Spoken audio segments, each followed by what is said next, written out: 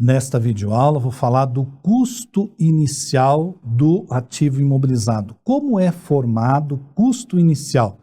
O que faz parte desse ativo imobilizado? Vamos ver então? Eu vou mostrar nos detalhes para que você possa gradativamente entendendo bem. Se você está apenas revisando, você já tem um grande conhecimento, então fica bem mais fácil acompanhar, mas se você ainda não domina esses conteúdos, por isso que eu tenho que ser bem metódico, passo a passo.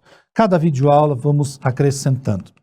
O custo é formado pelo preço de aquisição à vista, tá? Então, cuidado. Quando você paga juros, esses juros, né, quando você compra a prazo, um bem, um veículo, comprou à vista seria 70 mil, está pagando 80, 90, essa diferença não deve ser trazida para o custo do imobilizado. Esta diferença deve ser alocada como despesa financeira pelo regime de competência no resultado. Impostos não recuperáveis também são custos. Impostos de importação, se eventualmente você importou esse bem, também são custos. Todos os demais gastos até que o ativo imobilizado esteja disponível no local para funcionar da maneira pretendida pela administração. Então, nunca interrompa o custo enquanto o imobilizado não estiver no local onde ele deve estar para funcionar da maneira pretendida. Vou dar um exemplo. Imagina que você comprou uma máquina. Essa máquina chegou, você pagou, ou à vista ou a prazo, o valor à vista vai ser considerado como custo, o resto despesa financeira, impostos não recuperáveis, outros gastos, e aí você chegou à máquina, puxa vida, agora temos que fazer toda uma instalação elétrica para essa máquina funcionar. Esta instalação elétrica, como ela é obrigatória para fazer a máquina funcionar, automaticamente, ou eu vou alocá-la em contas separadas, ou eu vou alocá-la dentro do custo da própria máquina, tá? Então, tenho que fazer essa análise sempre. Agora, veja, de repente, para você conseguir comprar essa máquina, você teve que pagar comissão para vendedor, para um intermediário. É custo, porque senão você não conseguiria estar com ela à disposição. O que é estar à disposição? É estar no local onde ela deveria estar, funcionando da maneira pretendida. Vamos imaginar que você compre uma máquina e você foi responsável pelo transporte dessa máquina e você danificou essa máquina pelo caminho. Puxa vida, professor, que coisa. Pois é, pagou R$1 milhão, o custo total. Chegou, foram descarregar, estragou uma peça dessa máquina. E agora, essa peça é despesa ou essa peça é custo? É custo porque ela não conseguiu ser instalada para funcionar da maneira pretendida.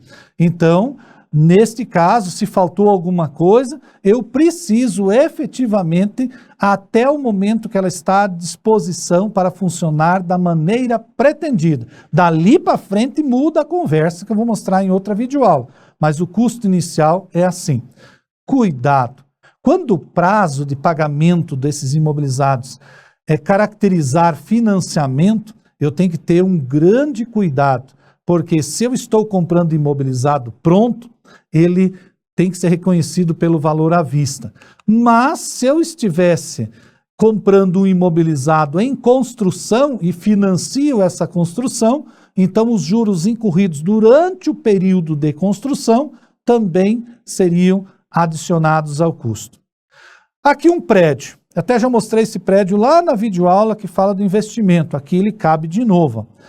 O prédio que eu construí inteiro para a nossa empresa, a parte que eu utilizo para a parte administrativa da minha empresa é imobilizado.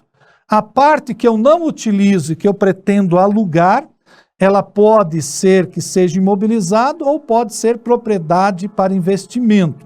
Se ela puder ser vendida separadamente para um terceiro, ela pode ser uma propriedade para investimento. Se ela não puder ser separada e vendido, ela necessariamente precisa ser um imobilizado. Aqui eu coloquei mais um detalhe, principalmente aí, no caso, se você for um contador de um banco ou de uma cooperativa de crédito, ele fala ali aquisições de terrenos para futura construção. são consideradas imobilizações em curso, ou seja, ainda estão em andamento.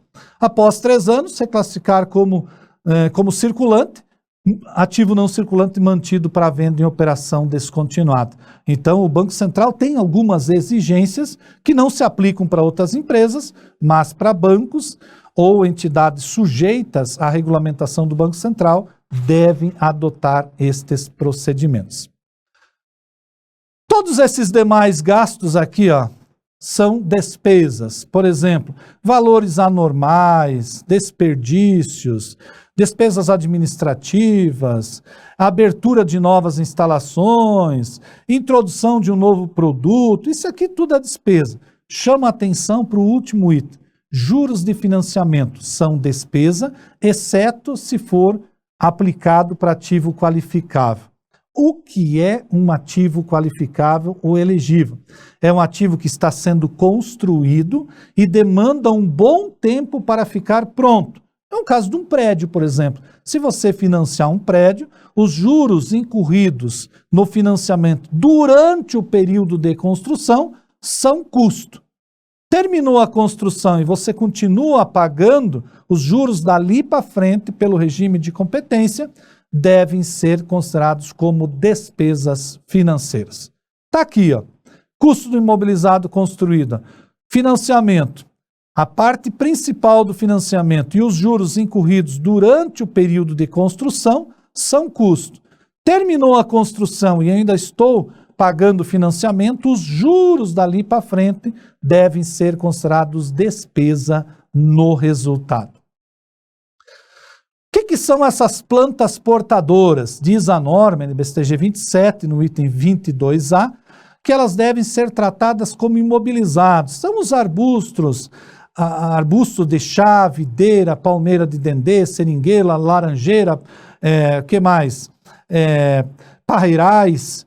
Então, à medida que eu vou construindo eles, até fiz uma imagem aqui, eles são ativos qualificáveis ou elegíveis. Estou preparando a terra para plantar uva. Todo gasto incorrido na preparação desse solo, análise, tudo deve ser alocado dentro do imobilizado em andamento. Aí vem mais gastos. Compramos as mudas, plantamos, cuidamos, adubamos, tudo isso é o custo de formação do ativo imobilizado. Aí, chegou um belo dia, depois de um bom tempo, vamos fazer a primeira colheita dessas plantas portadoras, no caso a uva. Desta data em diante, acaba o custo de formação desse imobilizado planta portadora, a planta é transferida para o imobilizado em operação, e aí para frente começam as cotas de depreciação. No caso das plantas portadoras, aqui no nosso caso a uva, como se colhe o fruto, é depreciação. Quando você extrai uma parte desse ativo biológico, aí você aplica cotas de exaustão, ok? A base legal disso, nós chamamos isso de ativo qualificável, está lá. Se ele for financiado, todos os juros incorridos durante todas essas etapas que eu listei são tratados como custo do imobilizado. Começamos a colheita, ainda tem financiamento para pagar, ainda tem juros a incorrer, dali para frente esses juros devem ser tratados como despesas no resultado. Outro detalhe, custo de um item recebido por doação ou subvenção. Então, nesse caso, recebemos um bem para o nosso imobilizado, de uma prefeitura, um incentivo que a prefeitura está dando para uma indústria, por exemplo, e nós temos aí um prazo de 1 ano para cumprir com algumas formalidades, ou 2, aqui eu coloquei 2 anos. Primeiro passo quando nós recebemos um bem dessa natureza, um laudo de avaliação feito por uma empresa especializada, avaliando o valor de mercado desse terreno.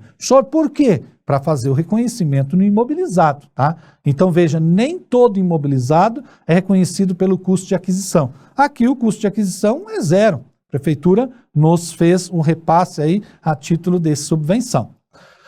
Segundo passo, reconhecer o terreno, debito, terrenos, imobilizado, subvenções no passivo pelo valor do laudo de avaliação, tá?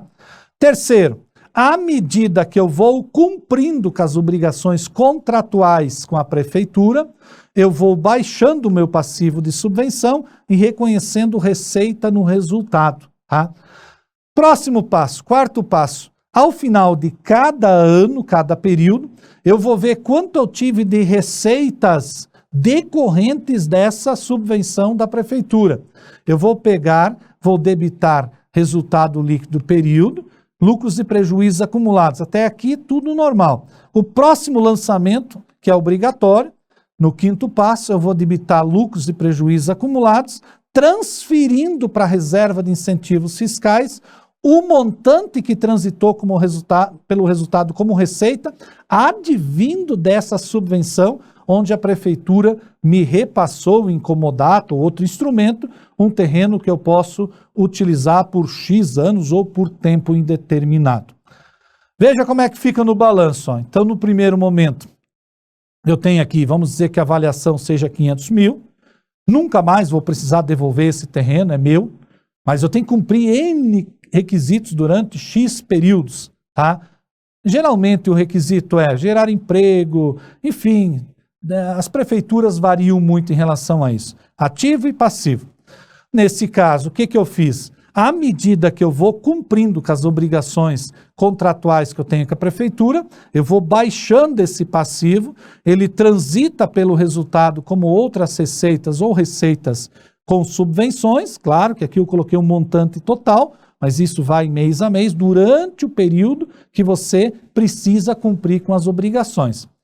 Ao final de cada período, você vai ver quanto gerou de receita, transfere para dentro do resultado e aloca ele em reservas de incentivos fiscais. Se não fizer todos esses 5 passos, deixou de cumprir com alguma parte da norma de subvenções, que é a NBCTG 07, que combinada com a NBCTG 27 do ativo imobilizado. Quando uma SA faz uma integralização ou aumento de capital com bens que vão ser levados para o ativo imobilizado, então tem ali, serão contabilizados pelo seu valor de avaliação aprovado em assembleia. Então aqui normalmente são 3 peritos, pessoas físicas ou uma empresa especializada em avaliações, e ali essa empresa faz uma avaliação. Pode ser levado a valor de mercado, pode ser levado, por exemplo, se for de um sócio, pode ser levado pelo valor que estava na declaração do sócio. Cuidado, aqui tem algumas implicações tributárias. Tendo dúvidas, questões tributárias, me consulte.